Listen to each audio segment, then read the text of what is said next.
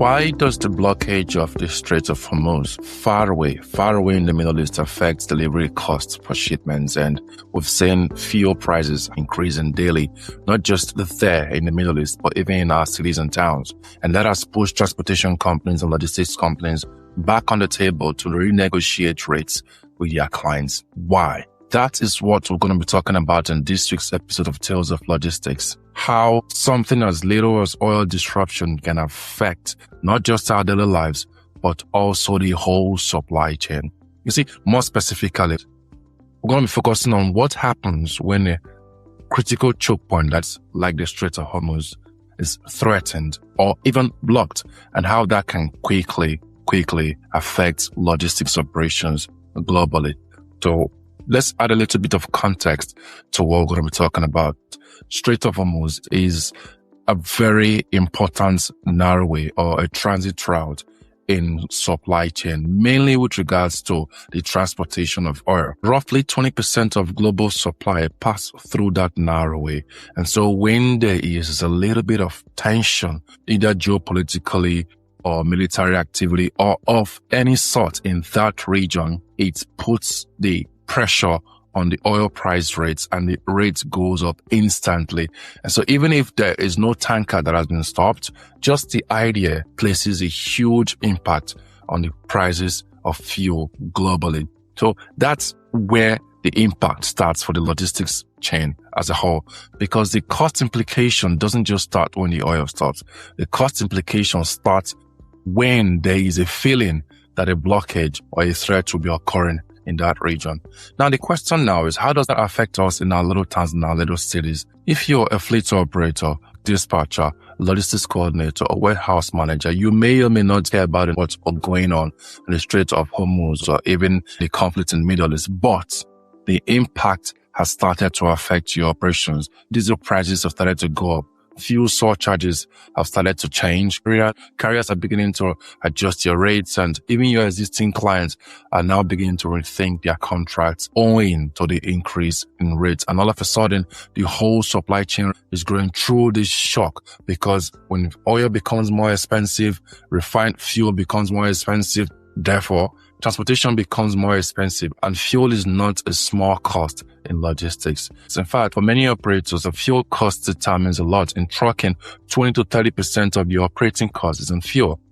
If you move to last mile logistics, route optimization and delivery is highly dependent or sensitive to fuel fluctuation. Even in line haul, it's also very exposed to fuel. So even a slight increase in the price of fuel or in the price of oil can have a huge ripple effect in real operational costs. But how deeper is this ripple effect in the cost of operations and logistics? Let's start with freight rate adjustment. You see, the moment oil prices begins to increase, carriers start to introduce or adjust their rates. The fuel charges will be introduced, and even the delivery window or contract windows will be reduced.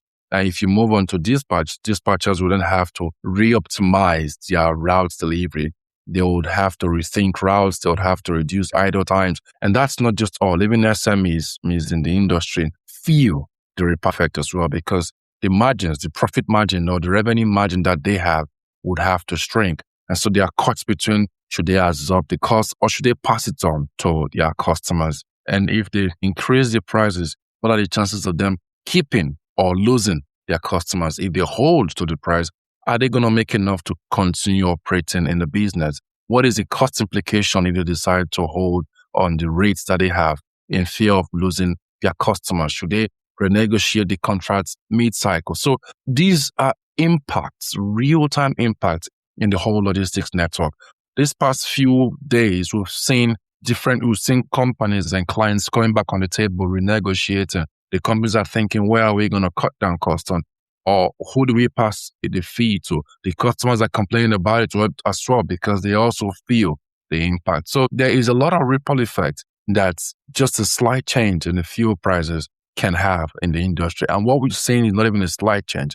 There is a continuous increase in fuel prices globally that continues to hit the industry a lot. And none of this is easy even for the customers, because the customers themselves are also under a lot of pressure. I mean, procurement costs has increased. They have a budget already Are they going to break the budget? Are they going to fluctuate the budget? What do they do? Where do they go from here? So when you call your clients and say, see, we have to increase our rates, they already know because they're also feeling the heat. Now, ripple effect of the slight increase in fuel or in oil price does not just affect the transportation part of the industry. No, it affects every part. Ocean shipping, bunker fuel prices will increase, which means that the cost it would take to fill a vessel for transportation would increase, which would also influence or affect the rates upon which the shippers would charge the customers. Air freight, the cost of jet fuel prices would increase because the cost to fill up a plane to transport parcel or packages from point A to point B would increase, which in turn would affect the customers who has those parcels and then would affect the people at the bottom of the chain who would end up buying. So it just does not affect transportation. It affects warehousing. It affects retailing. It affects air freight. It affects ocean freight. It affects every arm of the supply chain, down to individuals who are not even involved in the industry. If you look at the gas station right now, the rates are increasing continuously, which also influence the cost of living and will lead to inflation. So planning becomes harder, forecasting becomes less reliable, and decisions becomes more reactive. Now, what is happening far away in the Middle East has become an operational challenge for every in the supply chain. And the big question comes is, what do you do? What are experienced operators, experienced logistics companies who has been in the business for a long time doing? Well, there are several factors logistics companies, transportation companies are taking to cushion the rates increase and also not lose customers. The first one is they're building a flexible pricing model. Now, what the flexible pricing model means is that they are, instead of increasing the fixed prices, they introduce fuel surcharge mechanisms, and then there's also variable rate structure, which means that rates can be discussed based on distances and based on the amount of package or shipment that is being moved. So that's one thing that experienced operators or companies are introducing. The second one is with regards to last mile delivery. There is a thorough, efficient optimization of routing. So they have reduced empty miles, stops that are not necessary. They've also reduced them. And then they are maximizing space during that last mile delivery while reducing or eliminating poor sequencing. That's what experienced dispatchers are now doing in order to not lose clients, but also reduce operational costs and still make revenue. Then they also communicate with their clients. That's a very crucial factor. Communication to clients is very important. Not just communicating, but also how the communication is done. They don't just sprung such a cost to the customer, say, hey, we have to increase our prices. No, they explain why they have to increase the prices. They explain what has changed. They also explain how they are managing it statistically. They show proof to the customers because they care about the customers. The customers themselves will also know that this company, they're doing business, also care about them. So don't just tell the customers that we're increasing prices. Why are you increasing prices? Why are you increasing it to this extent? They need to know. They deserve to know. So by explaining to the customer, coming to a real agreement with the customer and telling them what has changed and telling them how you're managing it, and maybe telling them also that it could be temporary. Say this whole geopolitical tension has come to its end and the Strait of Hormuz is free for transportation.